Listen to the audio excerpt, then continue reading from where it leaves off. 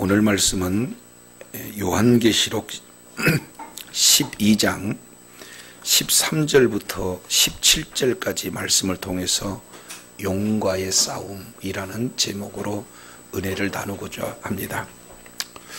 저와 여러분은 이제 예수 그리스도를 믿는 믿음을 가진 이후로부터 주님 오시는 그날까지 영적인 싸움을 싸우며 이기는 자로 살아가야 할 그런 사람들이에요.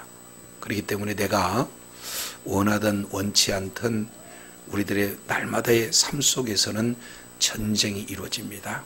기업들도 경제 전쟁이라고도 얘기하고 국가 간의 전쟁들이라고도 얘기하고, 그리고 모든 삶의 현장 자체가 전쟁이에요. 그렇다면 그 전쟁이 이제 교회에서는 어떻게 전쟁이 이루어지고, 그리고 또 성도들 가운데 전쟁이 어떻게 이루어지며, 특히 전쟁에서 이길 수 있는 비결이 무엇인가, 이런 내용들을 알고 날마다 영적 전투에서 승리하는 저와 여러분이 되어야 될지로 믿습니다. 그런 관점에서 요한계시록 12장 이 내용을 통해서 보면은 바로 구약과 신약을 압축 요약해 내어지는 그런 내용이 크게 세 개의 문단으로 구성이 되어 있어요. 그래서 예수님의 탄생하시기까지, 그리고 예수님의 십자가 사건을 통해서 승리하는 사건, 그리고 이제 오늘날의 삶 여정 속에서 전쟁이 어떻게 펼쳐지는가 하는 부분들을 자세히 기록하고 있습니다. 우리가 지난 주에 살펴봤던 것처럼 이제 전쟁은 하늘의 전쟁이 있고 또 땅의 전쟁이 있어요. 하늘의 전쟁은 예수 그리스도의 십자가에서 이미 승리한 줄로 믿습니다. 그래서 용이 할 수 있는 두 가지 내용, 첫 번째는 온 세상을 어떻게 한다? 꾀는 자. 그리고 두 번째는 참소한 자. 그래서 이제 더 이상 참소할 수 없도록 저와 여러분의 모든 죄 문제를 가지고 사탄이 우리를 고발하지 못하도록, 죄의 모든 문제는 예수님이 십자가에서 다 이제 용서하신 줄로 믿습니다. 그래서 이제 더 이상 저와 여러분에게 사탄이가 고소할 근거를 이렇게 내세울 수가 없어요. 그것이 바로 십자가의 그 은혜가 있는 자와 없는 자에게 주어지는 내용이다.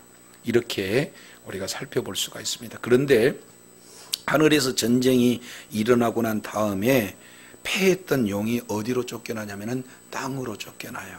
자, 12장 13절 볼까요? 12장 13절, 용이 자기가 땅으로 내어 쫓긴 것을 보고 그랬습니다.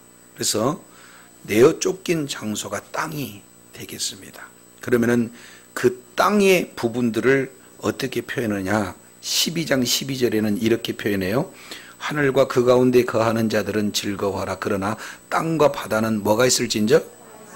왜냐하면 이는 마귀가 자기 때가 얼마 남지 않는 줄을 알므로 크게 분내어 너희에게 내려갔습니다. 그러니까 땅으로 내려온 마귀는 크게 분내고 있어요. 그 분냄으로 뭐 하고 있느냐? 13절 다시 보면 용이 자기 땅으로 내어 쫓긴 것을 보고 남자를 낳은 여자를 뭐 했다? 여기서 남자를 낳은 여자를 박해했다. 그러면 남자를 낳은 여자, 이 내용을 아예 핵심적으로 우리가 생각할 수 있다면 바로 교회를 말하고 있어요. 그래서 남자를 낳은 여자는 뭐라고요? 교회. 구약으로부터 시작해서 신약에 이르는 구약과 신약의 전 교회를 바로 남자를 낳은 여자다, 이렇게 표현하고 있습니다. 그래서 내어 쫓긴 그런 용이 분을 내면서 교회를 뭐 한다는 거예요? 박해한다. 이제 사실은 큰일입니다. 용이 교회를 뭐 한다는 거예요? 박해하고 있어요. 그러면 저와 여러분이 예수를 믿어서 지금 교회 구성원이 되었잖아요. 공동체 일원이 되었어요. 근데 마귀가 교회를 지금 박해한다. 그런데 이 박해한다라는 원문 내용을 보면은 어떤 부분이냐면은 추격하다라는 원래의 뜻이에요. 그래서 추격하는데 어떻게 추격하냐? 악의를 품고 악의적인 마음을 품고 끝까지 이렇게 먹잇감을 잡으려는 그런 추격을 박해한다, 이런 표현을 쓰고 있어요. 마치 사냥개가 뭔가 먹잇감을 딱 보면은 어떻게 해요? 끝까지 추적하는 그런 내용입니다. 사탄 마귀는 교회를 박해하되 마치 사냥개가 먹잇감을 이렇게 움키려고 끝까지 추적하는 그런 것처럼 사탄 마귀는 교회를 끝까지 이제 놓지 않는 거예요. 이게 굉장히 어려운 가운데 놓여 있는 것을 보게 됩니다. 그러면 이런 정도면은 교회는 사탄 앞에 풍전등화 같은 그런 아주 위경에 처해 있잖아요. 그랬을 때 우리 하나님께서 어떻게 말씀하십니까? 뒤에 보니까 14절 이렇게 표현하세요. 그 여자가 큰 독수리의 두 날개를 받아 광야 자기 곳으로 날아가 거기에서 그 뱀의 낯을 뭐했다? 피하였다. 그러니까 아주 공격을 하면은 교회는 어떻게 됩니까? 피하는 그런 어떤 모습으로 이렇게 나타나요. 그러면 여기서 피한다는 것은 뭘까? 근데 피하는 장소가 조금 구체적으로 소개되고 있죠? 어디로 피합니까? 그럼요, 광야 자기 곳으로 피했다. 그럼 어떻게 피했는가 봤더니 큰 독수리의 두 날개를 받아, 다시 독수리의 두 날개를 뭐해서? 받아서 광야 자기 곳으로 날아갔다, 피하였다, 이런 어떤 내용입니다. 그러면 여기서 우리가 살펴볼 수 있는 내용은 큰 독수리의 두 날개를 받았다는 것이 뭐고, 그리고 광야 자기 곳으로 날아가서 뱀의 낯을 피하였다는 것이 뭐고, 그리고 한 때와 두 때와 반 때를 양육받은 것이 무엇인가. 여기에 바로 교회 모든 삶의 전 영역을 지금 말씀하고 있어요. 그래서 이 세 가지 내용을 우리가 제대로 알게 되면 광야에서 어떠한 보호를 받는가, 이 부분들을 아주 소상하게 알 수가 있습니다. 자, 첫 번째, 용이 공격을 해와요. 그러면은 어디로 피한다고요? 광야로 피해. 여기서 광야의 내용은 어떤 곳인가, 이 부분을 우리가 지지난 시간에 살펴봤어요. 이 광야는 바로 이스라엘 백성들이 애굽에서 출애굽하고 난 다음에 훈련받는, 양육받는 곳이 어디였다? 광야였다. 그래서 오늘 13절 14절을 이해하기 위해서는 어떤 배경을 볼 수 있냐면 이스라엘 백성들이 출애굽하는 그런 과정을 아주 비유를 들어서 설명하고 있어요. 자, 이스라엘 백성들이 애굽에 있었을 때 얼마나 많은 고난과 고통이 있어요. 그래서 하나님께서는 이스라엘 백성들을 이제 애굽의 종되었던, 그리고 그 이스라엘 백성들을 이끌어내 주셔요. 이끌어내 주실 때 앞을 가로막는 그 내용이 뭐냐면은 홍해가 가로막고 있잖아요. 근데 홍해가 가로막혀서 이제 더 이상 앞으로 갈 수 없을 때 뒤에서 다시 추격하는 군대가 있었으니 그게 뭐예요? 애국 군대예요. 바로가 특별병거 600승을 대동해가지고 마지막 추격하는 그런 어떤 모습을 우리는 성경 내용을 통해서 보잖아요. 근데 마치 바로가 이스라엘 백성들을 추격하는 모습과 똑같이 오늘 용이 이제 이스라엘 백성들을 추격하고 있다. 핍박하고 있다. 그런 모습을 이렇게 그리고 있어요. 그런데 우리 주님께서는 홍해를 건너게 해가지고 어디로 이끌어 버리냐면은 광야로 이끌어요. 근데 그 광야를 이끌 때 어떤 표현을 표현하고 있습니까?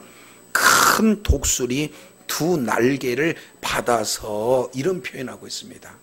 그래서 계시록의 이 모든 배경은 사실은 404절 가운데 278절의 구약적인 배경을 직접 내지는 간접적으로 이렇게 표현하고 있어요. 그러면은 여기서 큰 독수리의 두 날개를 받았다는 의미가 무엇인가 하는 내용을 우리가 두 군데만 찾아보도록 하겠습니다. 먼저 출애굽기 19장 내용을 보겠습니다. 출애굽기 19장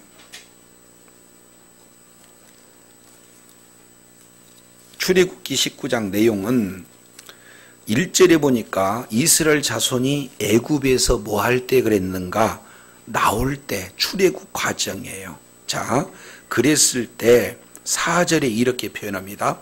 내가 애굽 사람들에게 어떻게 행하였음과 내가 어떻게 독수리의 날개로 너희를 뭐해서? 다시 독수리의 날개로 너희를 뭐해서? 업어서 내게로 인도하였음을 너희가 보았다. 이미 경험했다는 거예요. 그러면 여기서 독수리의 날개로 업었다 하는 것은 하나님의 능력, 그 하나님의 크신 능력으로 이스라엘 백성들을 안전하게 보호해서 인도하셨다 하는 그런 표현이에요. 이 내용을 신명기 32장에는 아주 구체적으로 표현하고 있습니다. 이제 신명기 32장 내용을 한번 살펴보도록 하겠습니다. 신명기 32장은 모든 그런 광야의 여정을 다시 한번 회고하면서 기록한 그런 내용이죠. 자, 10절 보겠습니다. 신명기 32장 10절 보니까 여호와께서 그를 황무지에서 짐승이 부르짖는 광야에서 뭐 하시고? 그러니까 광야는 첫 번째 만나시는 장소였구나. 두 번째 호위하시며 하나님의 보호가 절대적으로 필요한 장소였구나. 세 번째 보호하시되 어떻게 되냐? 자기 눈동자같이 지키시는 장소. 이 내용을 광야 이렇게 표현합니다. 광야를 다른 말로 황무지라고 하는데 그 광야에는 뭐가 사는 곳이냐?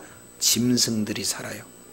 불뱀이 살고 그리고 각종 들짐승들이 살고 그리고 광야는 낮에 해가 사람을 죽이고 밤에 그 추위가 사람들을 살 수 없게 만드는 그 광야. 그렇기 때문에 광야는 하나님의 절대적인 보호가 없이는 살 수 없는 그곳이고 동시에 광야는 하나님을 만날 수 있기 때문에 광야를 하나님의 품이다 이렇게 표현해요.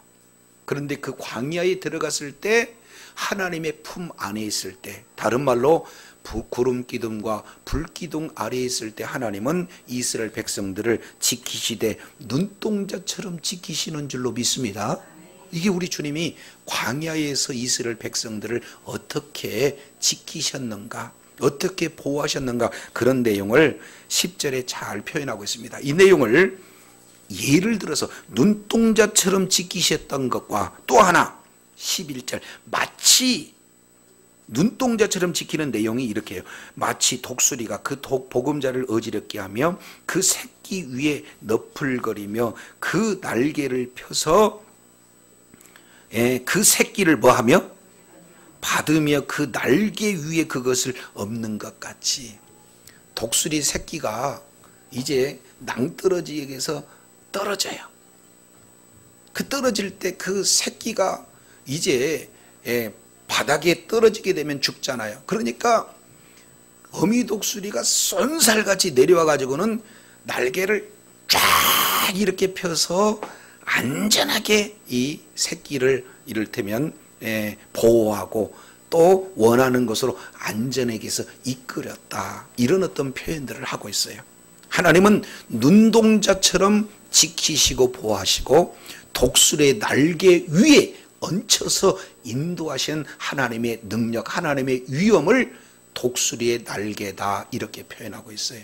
자, 그러면은 용이 하늘에서 패해가지고 전쟁에서 패해가지고 땅으로 내려오면서 굉장히 분노하고 있는데 그 분풀이를 누구에게 하냐면 교회에게 분풀이를 딱 하고 있을 때 교회가 이제는 그 모든 어려움 고난 고쪽 가운데 당할 수밖에 없는 그때에 우리 주님은 마치 이스라엘 백성들을 광야로 안전하게 인도하셨던 것처럼 우리 하나님께서 저와 여러분을 하나님의 품 아래로 안전하게 피하게 하실 줄로 믿습니다. 그렇기 때문에 교회에 큰 어려움이 있고 환란이 있다 할지라도 겁먹어야 할 이유가 없는 것은 바로 하나님의 절대적인 보호가 있기에 우리가 날마다 주의 은혜 가운데 승리하는 자가 되는 줄로 믿습니다. 그래서 이제 용이 여자를 아무리 박해한다 할지라도 광야로 안전하게 우리 주님께서 이제 피하게 하여 주신다 하는 걸 보게 되는 겁니다. 근데 피할 때 그냥 피하기만 해요? 광야에서 뭘 하는 목적이 있습니까? 그렇죠. 거기서 한 때, 두 때, 반 때를 뭐 한다? 그러니까 광야는 하나님의 보호의 장소도 되지만 동시에 광야에서는 하나님의 양육의 장소예요. 자, 그러면은 한번 생각해 보겠습니다. 인생을 광야라고도 표현하고 세상을 광야라고도 표현해요. 그 광야는 추위가 있고 그 광야는 너무 무더위가 있어요. 그리고 광야는 짐승들이 있는 곳이고 광야는 살 수가 없는 곳이에요. 그런데 하나님의 품 안에 광야가 불기둥, 구름기둥 가운데 있을 때 하나님의 품 안에 있는데 그 범위를 벗어나게 되면 여전히 위협에 놓일 수밖에 없죠. 그러니까 세상에 아무리 위험한다 할지라도 하나님의 품 안에 있으면 그곳이 가장 안전한 장소인 줄로 믿습니다. 그런데 하나님의 품을 떠나는 인생, 예수 그리스도를 믿지 않는 인생은 여전히 광야 가운데 있다는 거예요. 그죠? 그렇게 되면은 위험이 와요. 재산의 위험이 나타나고 건강의 위험이 나타나고 인생의 가지가지 문제에 노출되는 위험에 이렇게 맞닿는 그런 어떤 모습이에요. 자, 그렇게 되면은 많은 사람들은 이제는 어떻게 해요? 그 공격을 받으면 어디로 오면 돼요? 광야로, 광야에 하나님이 피할 장소로 오면, 불기둥, 구름기둥 가운데로 들어오면, 하나님의 품 안에 들어오면 그곳에는 눈동자처럼 독수리의 날개치는 그런 하나님의 안전한 곳이 그곳이 되어질 줄로 믿습니다. 그러면은 이제 많은 사람들이 그래요. 저 역시 마찬가지로 제가 하나님의 그런 보호를 알지 못해서 내 맘대로 내 지혜로 이 세상을 살아가고자 했을 때 건강이 이상이 와요. 그리고 여러 가지 물질적인 그런 어려운 고통 가운데 있어요. 살 수가 없어요. 그런 어떤 상태에서 주님을 만났던 그런 사람이 바로 저거든요. 근데 많은 분들도 그래요. 이제 예수를 믿는다고는 하지만 예수님의 품, 하나님의 품을 조금 소홀하게 해가지고는 내 뜻대로 살고자 진행하면은 사인이 오든가요? 안 오든가요? 오죠. 그러면은 그럴 때마다 어려우니까 하나님 도와주세요. 예수님 살려주세요. 이렇게 하면 우리 주님은 또 여전히 어떻게 해요? 돌봐주세요. 따라서 광야는 하나님의 품이요 하나님의 돌봄도 있지만 그곳을 통해서 어떻게 하느냐, 하나님이 살아계신다는 것을 직접 체험케 하는 은혜의 장소인 줄로 믿습니다. 예. 연말 지금 이제 시험 고3 정도 되는데, 고3이 되면은 그냥 예수 믿는 사람들은 있다 1번, 아니면은 2번, 우리 자녀를 어떻게 하나님이 지혜를 주셔서 지금까지 공부한 모든 내용들을 생각나게 해달라고 작정하며 기도한다 2번. 어떤 게 맞을 것 같아요? 그러니까 문제가 있으면 주님을 찾아요. 그죠? 그래서 광야는 한마디로 본다면 우리 주님을 더 의지하는 장소가 광야예요. 그래서 광야는 하나님의 보호장소, 하나님의 품과 같은 그곳이요, 동시에 하나님의 품 속에서 점점 하나님을 더 의지하는 그런 어떤 장소가 되어진다. 이런 어떤 부분들을 우리가 살펴봐요. 그래서 신명기 8장 1절부터 17절까지 내용을 통해서 보면은 광야에서 우리를 시험을 주셨던 이유는 우리 하나님께서 사람이 떡으로만 살 것이 아니라 하나님의 입에서 나온 모든 말씀으로 살기 위해서 하나님께서는 그 광야의 어려운 시험을 허용하셨어요. 그래서 마지막 내용을 통해서 봤더니 마침내 우리 하나님께서 복을 받게 하시려고 그 어려운 고통, 시련들을 허용하셨다는 것을 신명기 8장에서는 이렇게 말씀합니다. 그래서 광야는 피하는 곳이요, 광야는 양육받는 그런 어떤 곳이다라는 것을 보게 되어집니다. 자, 이것이 조금 다른 표현을 본다면 용의 외적인 공격이에요. 무슨 공격? 외적인 공격.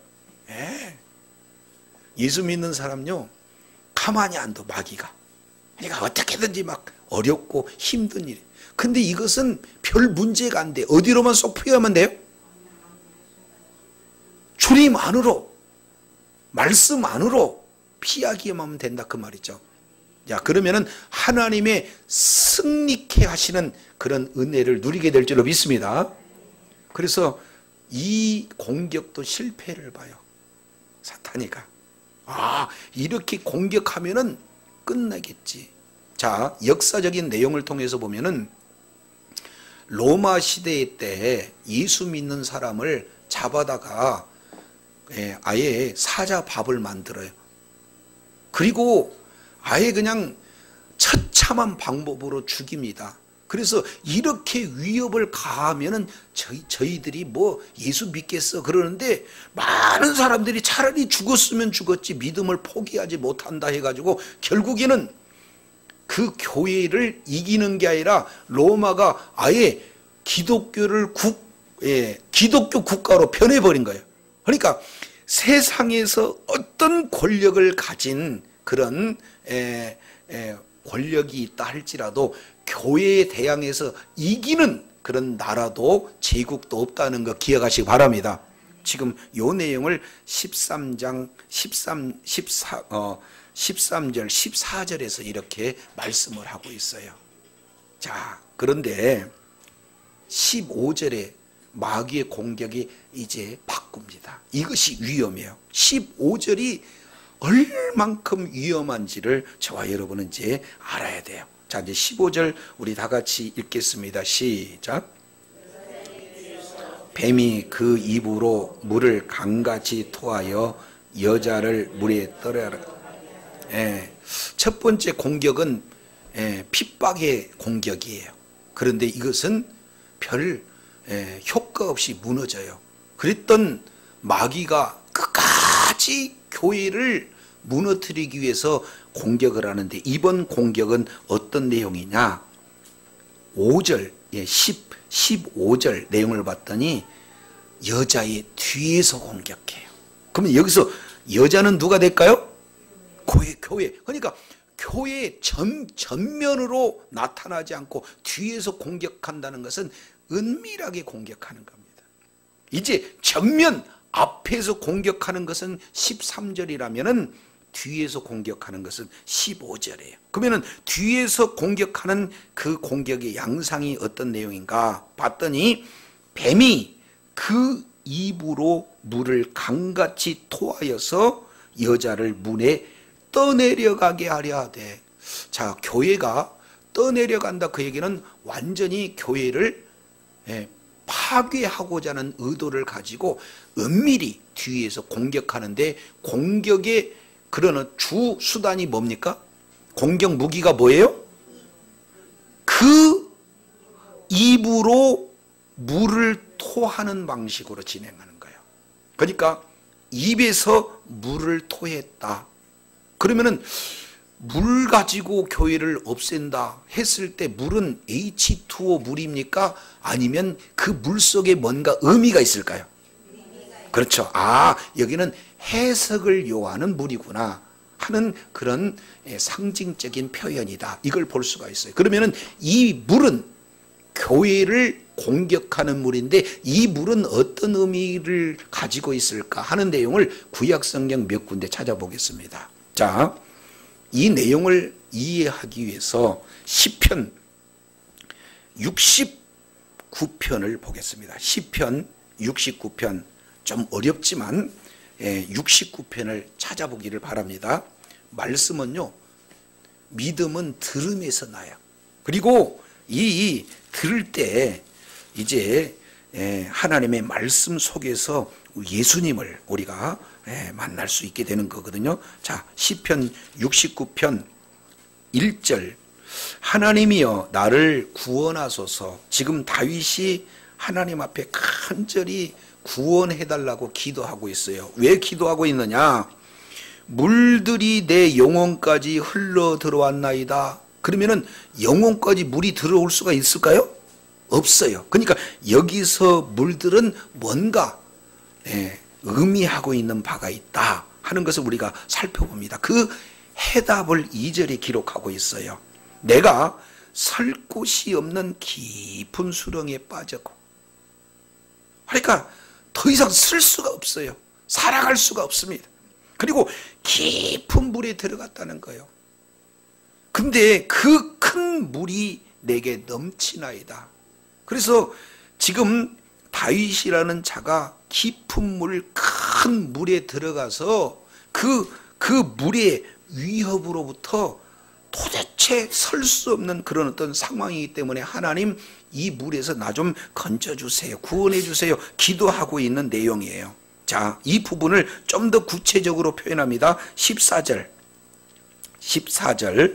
나를 수렁에서 건지사 빠지지 말게 하시고 나를 미워하는 자애와 깊은 물에서 건지소서. 그러면 깊은 물이 뭘까?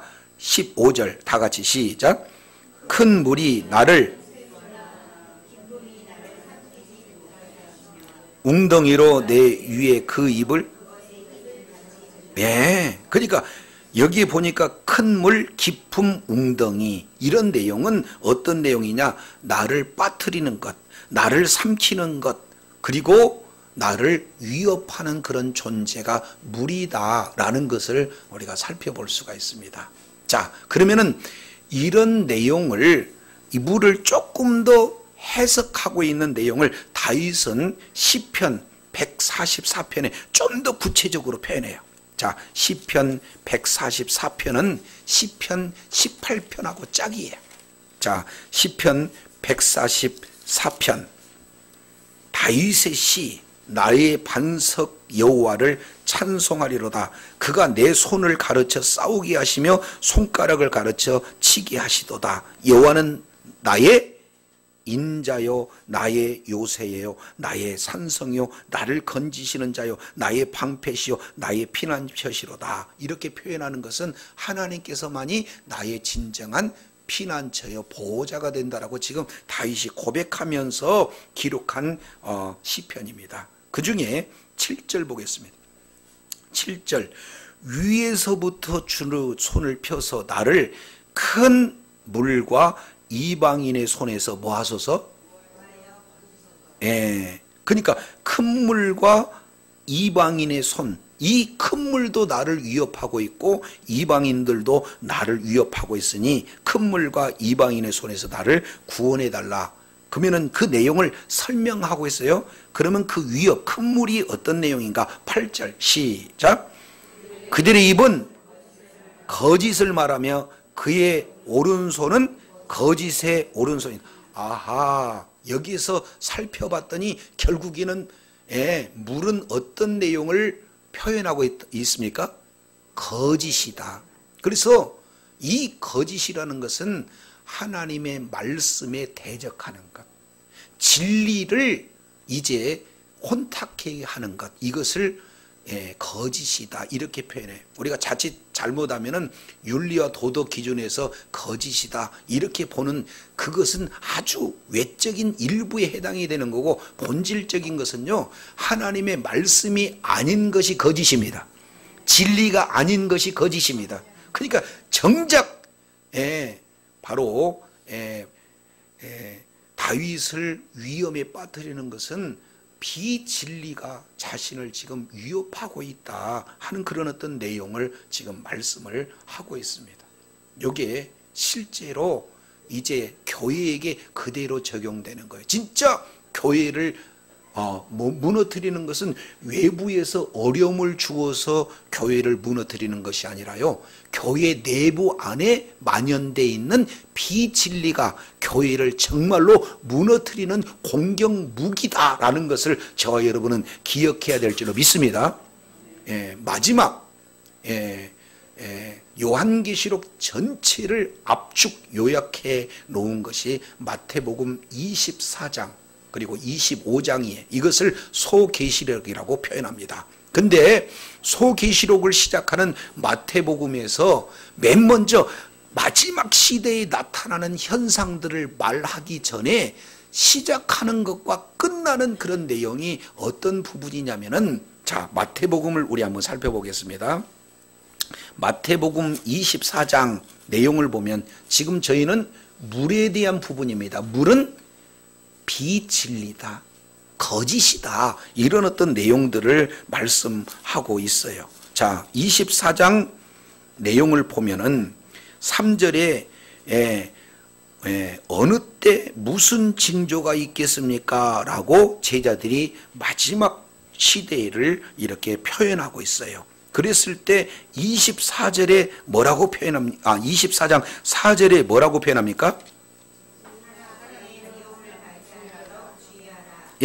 사람의 미혹을 받지 않도록 주장해라. 그러면 여기서 사람의 미혹, 이 내용이 무엇인가 봤더니 5절에 많은 사람이 내 이름으로 와서 나는 그리스도라 하여 많은 사람을 미혹하게 하리라. 그러니까 그리스도라고 비슷하게 왔는데 그 그리스도가 진짜 그리스도예요? 거짓 그리스도예요? 그리스도를 흉내낸 그리스도가 와서 이제 거짓을 얘기한다 그 말이에요. 이걸로 시작해서 마지막 징조를 마칠 때 24절에 거짓 그리스도, 거짓 선지자들이 일어나 큰 표적과 기사를 보이며 할 수만 있으면 택한 자들도 뭐하리라? 그래서 거짓 그리스도로 시작해서 거짓 그리스도로 맞춰요. 그러니까 종말에 나타나는 여러 가지 현상들은 많이 있지만 그거보다도 더 중요한 것은 어떤 거냐? 거짓을 저와 여러분은 분별해야 될 줄로 믿습니다. 왜냐하면 성도들을 미혹하는 그런 어떤 존재가 되는 거예요. 이것을 다윗은 나를 위협하는 것이 큰 물이다, 이 내용을 우리 주님께서는 마태복음에서 진짜 성도들을 위협하고 교회를 위협하는 것은 거짓 그리스도, 다른 말로 비진리가 교회에 가장 큰 위협이 되어진다는 것을 강조하고 있다는 것을 기억하시기 바랍니다. 자, 이제 물이 무엇인지 우리가 구약과 신약을 통해서 살펴봤어요. 그렇다면 이제 계시록 12장 15절 내용을 보면은 여자 뒤에서, 그 얘기는 교회 뒤에서 은밀하게 숨어서 정면적으로 나타나서 이렇게 하는 것이 아니라 뒤에서 은밀하게 하는 것은 뭐냐? 뱀이 그 입에서, 뱀이 무엇으로? 그 입으로 물을 강같이 토했다 해서 여기서 물은 뭐냐? 비진리다. 그러면 이 비진리를 조금 더 구체적으로 표현했더니 거짓 진리를 얘기하는 거예요. 아주 비슷하게 전혀 다르면은 안 속으니까 그리스도인데 적그리스도, 거짓 선지자, 이런 내용으로 아주 포장을 해가지고 공격을 한다 그 말이에요. 그러면 오늘날 교회를 무너뜨리는 것은 다른 것이 아니라 거짓 복음으로 무너뜨리고 있어요. 지금 이단들이 더 적극적으로 이렇게 나댑니다. 지금 현재 내용을 통해서 보면. 그리고 이단들은 특징이 있어요. 다른 것 갖고 얘기하는 게 아니라 하나님 말씀만 가지고 얘기해요. 근데 그 말씀을 가지고 이야기하는데 전체 문맥을 쭉 이렇게 해서 말씀하는 것이 아니라 자기 구미 맞는 것만 똑똑 띄어가지고 마치 악마적 편집이라고 하는 뭔가 인터뷰 기사를 했더니 전체를 들려준 것이 아니라 똑똑똑 띄어가지고는 전혀 다른 새롭게 편집하는 그런 잘못된 기사. 요즘에 보니까 가짜 뉴스를 편집하는 것과 똑같이 이단들이 그 모양으로 하고 있어요. 그러니까 말씀을 가지고 하는데 전혀 다르지 않은, 전혀 진리와 관계없는, 상관없는 그런 내용을 가지고 공격하는 것이에요. 이것을 뭐라고 하냐면 물로 공격했다, 이렇게 표현합니다. 그러니까 진정으로 무서운 것은 교회 내부에서 이런 잘못된 비진리, 이단들의 그런 어떤 모습이 교회에 큰 위협이 되고 있다는 것을 계시록은 너무도 정확하게 보여주고 계시다. 이것을 우리가 살펴볼 수가 있습니다. 지금 어느 기독교 가치관을 가지고 수많은 인재를 양성했던 포항에 있는 아주 큰 대학이 있잖아요. 근데 그 대학에서 지금 학생회장이라는 그런 자가 동성애를 학교에서 받아들이지 않는다고 해서 공격을 했어요. 아예 시청에 세계에서 수많은 동성애자들을 다 불러놔서 한국에서 아예 그냥 이 장소를 제공해 가지고는 마음껏 대낮에 동성애를 이렇게 진행하라고 있는 것이, 이것이 현실이에요. 근데 신기한 것은 동성애 현장에 예수 안 믿는 사람들이 그런 게 아니라 예수 믿는 사람들이 옆에서 인권이라는 그런 내용을 가지고 그들에게도 그럴 권리가 있다라고 조장하고 부추기고 그리고 보호한다는 명목을 가지고 앞서가는 그런 내용의 목회자들이 있다는 거예요. 이거 보통 심각한 문제가 아닙니다. 그래서 교회를 완전히 무너뜨릴 수 있는 것은 외부의 공격도 아니에요. 정말로 힘든 것은 내부에서 진리를 비슷하게 해가지고 많은 교회 구성원들을 자체를 미혹하게 하는 이 엄청난 공격이 주님 오시는 그날까지 강력하게 임하고 있다는 것을 너무나 선명하게 보여준 겁니다. 자, 15절 우리 다 같이 시작. 여자의 뒤에서 뱀이 그 입으로 물을 강같이 토하여 여자를 물에 떠내려 가게 함이라. 자, 광야에서 외부 공격 우리가 당해낼 수가 없으니까 그 외부의 핍박을 이길 수 있는 방법은 어디로 피한다? 광야, 다른 말로 하나님의 품으로 피할 때 그곳은 안전한 하나님의 보호가 있는 줄로 믿습니다. 그러면 이렇게 외부적으로 공격을 이제 보호해주는 하나님의 품이 그곳이 피할 장소라면 내부적인 이런 엄청난 공격 위험 앞에서 우리가 피할 장소는 또 어디가 될까요? 하나님의 품이에요. 자, 한번 옆에 분한테 인사 나누겠습니다. 말씀 안에만 승리 있어요. 다시 한번, 예수 안에만 승리 있어요. 그럼요. 사람이 떡으로만 살 것이 아니라 하나님의 입에서 나온 말씀으로 사는 줄을 알게 하는 그곳이 광야다 그 말이에요. 그러니까 우리가 어디로만 쏙 들어가면 돼요? 말씀 안으로 들어가면 그곳이 안전해요. 말씀만이 생명이 있습니다.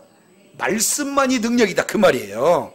예, 그래서 16절 이렇게 표현을 합니다. 땅이 여자를 도와. 그 얘기는 땅이 어떻게 교회를 돕냐 그 말이에요. 땅이 여자를 도와 그 입을 벌려 용의 입에서 토한 강물을 뭐 해버리니? 땅이 삼키니. 땅이 뭘 삼켜요? 물을 삼켜요. 참 이게 좋은 표현입니다. 그러면은 땅이 삼켰다는 이 내용을 구약성경 민수기 16장 내용을 통해서 보면은 땅이 삼키는 장면이 한 사건이 나타나요. 그러면은 이 민수기 사건 우리가 잘 알겠지만 여기는 고라당의 반역 사건을 얘기해요. 그랬을 때 이스라엘 백성들이 가데스 바네아의 반역 사건과 더불어서 지도자들에게 이 반역 사건 이 내용을 통해서 모세가 충격을 받아요. 그래 하나님 앞에 기도합니다. 하나님, 이것은 그냥 심판하는 것이 아니라 특별한 방법으로 심판 좀 해주세요. 하나님, 이런 방법이면 좋겠습니다. 아예 그냥 땅의 입을 열어가지고 그들을 그냥 쏙 빠지게 해서 다시 땅으로 확 합쳐가지고는 순식간에 그들을 그냥 아예 눈에서 사라지는 방법이면 좋겠습니다. 그랬더니 우리 주님이 오케이, 모세의 기도를 들어주세요. 자, 이제 16장 한번 잠깐 보고 오겠습니다. 자, 민수기서 16장 내용을 보면은 이런 표현들이 됩니다. 16장 28절 모세가 이르되 여호와께서 나를 보내사 이 모든 일을 행하게 하신 것이요 나의 힘으로 함이 아닌 줄을 이 일로 인하여 알리라. 그러니까 모세가 지도자가 된 것은 모세의 힘으로 된 게 아니라 하나님께서 세워서 이제 지도자로서 모든 사역들을 이렇게 감당한다는 것을 지금부터 하는 이 일로 알게 할 것이다. 곧 어떤 일이냐? 이 사람들의 죽음이 모든 사람의 일반이요 그들이 당하는 벌이 모든 사람이 당하는 벌과 일반이면 여호와께서 나를 보내심이 아니다. 그러니까 똑같은 사람들처럼 죽이고 똑같은 사람처럼 벌 주면은 이건 하나님이 나를 지도자로 세운 것은 아니다. 그러면 어떨 때 하나님이 나를 지도자로 세운 것을 알 수 있느냐? 30절 만일 여호와께서 무슨 일을 행하사? 특별한 일, 특별한 방법으로 죽이고 특별한 방법으로 벌주는 그런 일을 세일이라고 표현해요. 여호와께서 세일을 행하사 땅으로 입을 열어 이 사람들과 그들의 모든 소속을 삼켜서 산채로 음부에 빠지게 하면 이 사람들이 과연 여호와를 멸시하신 건 줄을 너희가 뭐하리라? 여기서 모세가 하는 얘기예요. 하나님 앞에 하나님 일반 방법으로 벌하고 일반 방법으로 죽이게 되면은 이거 저들이 구분할 수가 없으니까 세일 특별한 방법으로 하시되 아예 땅이 입을 벌려갖고 그들을 산채로 빠뜨려서 죽이는 방법으로 보여주세요. 이렇게 하나님 앞에 기도한 거예요. 그랬더니 우리 주님이 31절 이 모든 말을 마치는 동시에 그들의 밑이 땅이 갈라진 그리고 땅이 그 입을 벌려서 그들과 그들의 가족과 고라에 속한 모든 사람과 그 물건을 뭐 해버렸어요? 한번 따릅니다. 땅이 삼킴에 땅이 입을 열어 삼킴에 이 구조가 어디에서 나와요? 지금 민수기 16장을 배경으로 해서 계시록이 이런 내용이 소개되고 있어요. 그래서 33절 마지막에 보니까 그들이 어디에서 망했다? 33절 그들과 그들의 모든 소속이 산채로 수월에 빠지며 땅이 그 위에 합해버렸어요. 입이 갈라졌다가 뭐 했어요? 다시 이제? 그러니까 지금으로 보면 지진이 일어나서 쫙 벌어졌다가 다시 뭐예요? 합해버리니까 없었던 상태로 되는 거예요. 아예 흔적을 없애버리는 거예요. 그것을 마지막 뭐라고 표현합니까? 그들이 회중 가운데서 망하는 거예요. 이것이 하나님이 새롭게 보여주시는 사인이다 그 말이에요. 그랬더니 나타나는 현상이 34절 보겠습니다. 그 주위에 있는 온 이스라엘이 그들의 부르짐을 듣고 뭐 했다? 도망하였다. 얼마나 무섭던지. 그러면은 실제 반역한 자들은 특별한 방법으로 아예 그냥 흔적도 없이 우리 주님께서 그 회중 가운데서 아예 없애버렸지만 남아있는 회중들은 어떻게 돼요? 벌벌벌 떠는 거죠. 하나님의 주권이 얼마나, 하나님의 능력이 얼마나 강력한지를 보여주며 하나님을 이제 멸시하는 자들의 결과가 어떤 것을 우리 주님이 시청각으로 보여줬다는 것을 기억하시기 바랍니다. 자, 그러면은 보세요. 교회에 여자 뒤에서 입에서 물을 토해대 강같이 물을 토해서 교회를 떠나가게 하는 그런 어떤 공격, 이것을 하니까 우리 주님이 땅에 입을 벌려가지고 그 속에서 이제 뭐 하는 겁니까? 토한 그 강물을 우리 주님께서 삼켜버려요. 삼켜버려요. 땅을 벌려서. 그러니까 이제 물이 막 엄청나게 쏟아지는데 그 쏟아지는 것을 그대로 흡수해버리니까 어떻게 되는 거예요? 전혀 공격이 안 된다 그 말이에요. 예, 그 내용은 결국에 이 땅으로 삼켜버리는 그런 어떤 내용은 그렇게 고라 당처럼 반역하는 그런 어떤 자들을 우리 주님께서 그런 자들을 쏙쏙이 그들에게 내버려둡니다. 그래서 이 한 사람 한 사람들이 점점 없어지게 되는 거예요. 결국 예수 그리스도의 중심이 아니고 이사와 기적과 표적의 중심이 되어서 비진리로 간 사람은 결국에는 망하는 길밖에 없어요. 여기에 데살로니가 후서 내용에 소개가 된 한 군데만 잠깐 살펴보고 오겠습니다. 자, 데살로니가 후서입니다. 오늘 성경을 좀 많이 찾기는 하지만, 자, 데살로니가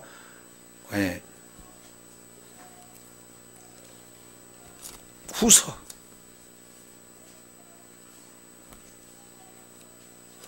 데살로니가 후서 2장입니다. 데살로니가 후서 2장. 여기 이제 적그리스도 이단들을 지금 표현하고 있는 거예요. 자, 2장 7절. 불법의 비밀이 이미 활동했다.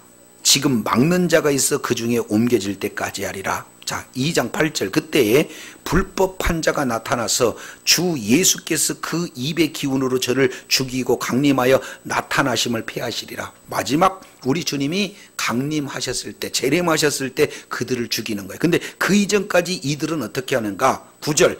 악한 자의 임함은, 그러면 악한 자의 임함은 계시록 내용을 통해서 보면은 지금 뭐 하고 있습니까? 교회의 입에서 물로 지금 교회 자체를 떠나가게 하려는 그런 내용이에요. 악한 자의 임함은 배우는 사탄의 역사에 따라 모든 능력과 표적과 거짓 기적과 불의의 모든 속임으로 멸망한 자들에게 임하나니, 자, 이는 그들이 뭘 받지 않았어요? 진리의 사랑이 없는 그런 자들이기 때문에 진리의 사랑, 진리의 말씀보다는 능력, 표적, 기적 이런 것에 더 관심이 있을 때 그들은 다 이제 구원을 받지 못한다. 이것은 하나님께서 11절 이러므로 하나님이 유혹을 그들 가운데 역사해서 거짓 것을 믿게 하면 진리를 믿지 않고 불의를 좋아하는 모든 자들로 마지막 뭐 하는 거예요? 그러니까 결국에는 마지막에요, 진리와 비진리를 어떻게 해요? 구분한다 그 말이에요. 저와 여러분이 진리를 좋아하면은 끝까지 진리에 남게 될 줄로 믿습니다. 근데 비진리 있으면은 마지막 끝까지 비진리만 따라가게 돼서 마지막 우리 주님은 이게 믿는 성도와 아니면 믿는 자를 가장하는 그런 불신자를 마지막에 이렇게 딱 나누는 거예요. 그래서 지금 이 땅이 이제 그 비진리로 교회를 이렇게 공격하는 것이 굉장히 위협의 대상이 되지만 이제 하나님께서 이제 땅으로 이제 그 여자를 도와가지고 그 강물을 다 이렇게 삼키게 되는 그런 어떤 내용을 통해서 교회 공동체는 점점 이제 확실한 자, 알곡과 구축정의가 쫙 나눠지는 그런 과정들을 켜치게 된다라는 사실을 지금 말씀하고 있는 것을 보게 됩니다. 자, 그러면은 이런 자가 어떤 자인가?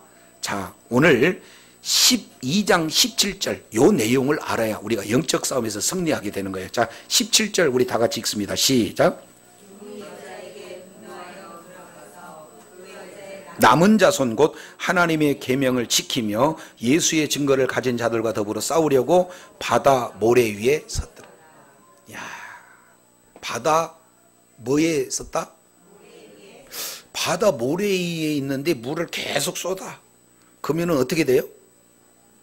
공격이 돼요? 스며들어 버리죠. 그죠? 근데 모래 위에 이렇게 서 있어요. 근데 여기서 서 있다는 것은 어떻게 되냐면 지금 한 사람이 있고 한 사람이 있는데 전쟁으로 있으면 서로 공격하려고 이렇게 하는 그 공격이에요, 이게. 그래서 이제는 자, 12장 전체 보겠습니다. 저를 주목해 주세요. 용이 첫 번째 공격의 대상은 아예 원천적으로 메시아를 나오지 못하게 여자가 아이를 낳으려고 그러면 죽여버리겠다 그러는데 실패해봤어요.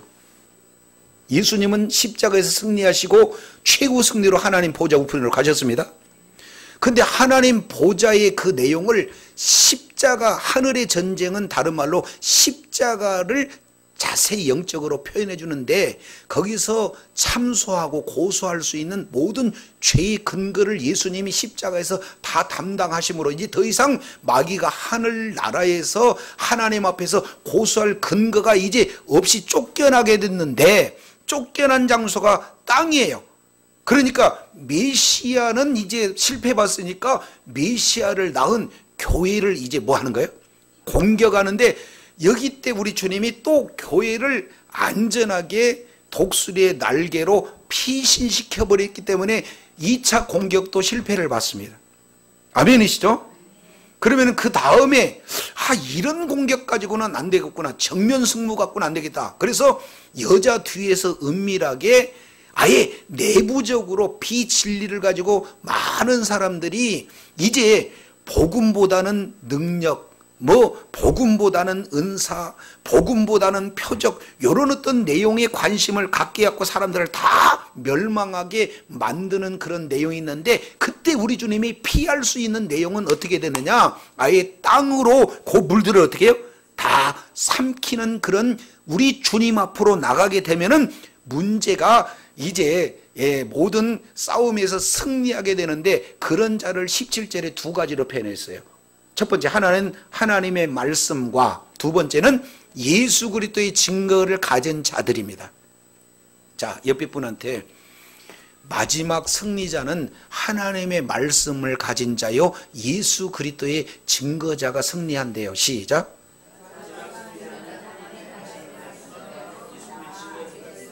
그러니까 저 여러분은 하나님 말씀 없으면 언제든지 마귀의 밥 될 가능성이 있다. 근데 그 말씀만 갖고 안 돼요. 그 말씀을 가지고 예수님이 나의 구주시다라고 생명으로 소유하고 그리고 어떠한 어려운 위경 상황이 있다 할지라도 예수님 나의 구시해 주다라고 증언할 수 있는 살아있는 믿음을 가진 자가 영적 싸움에서 승리하게 되는 줄로 믿습니다. 그러니까 사단이는 아무나 건드리지 않아요.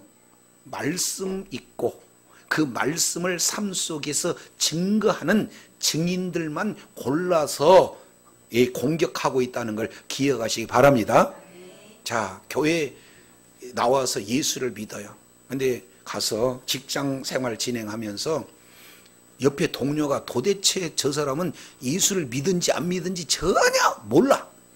10년을 같이 다녀도. 왜 그러냐면 밥 먹을 때 기도 않고 먹고 노래방 갈 때 가서 한 잔 또 걸치고 또 뒤풀이로 또 이렇게 진행하고 그러니까 저 사람이 교회 다니는지 예수 믿는지 전혀 우리하고 똑같으니까 그런 사람은 마귀가 공격한다 안 한다? 내비둬도 이미 종이야. 그런데 에라 나는 예수 믿는 사람이다 해가지고는 어떻게든지 말씀을 암송하고 말씀을 묵상하고 가서 어떻게든지 그 말씀을 받은 은혜 가지고 조금씩 전하려고 한다. 그러면은 주변 사람들은 어떻게 돼요? 그때부터 이제 먹기 시작하는 거죠. 핍박하기 시작하는 거죠. 이런 어떤 내용이에요. 교회들도 마찬가지입니다. 그냥 우리끼리 여기서 박수하고 찬송하고 막 성령이 오셨다라고 막 찬송하잖아요. 그거 우리끼리는 괜찮아. 근데 밖에 나가서 그런 내용들을 이단들이 주목하지 않습니다. 신천지가 이렇게 많은 사람들을 표적으로 삼는 것은 그냥 교회 나온지 안 나온지 존재감이 없는 사람은 안 건드려요. 근데 이들의 정보를 딱 봤더니 가장 타깃이 뭐냐?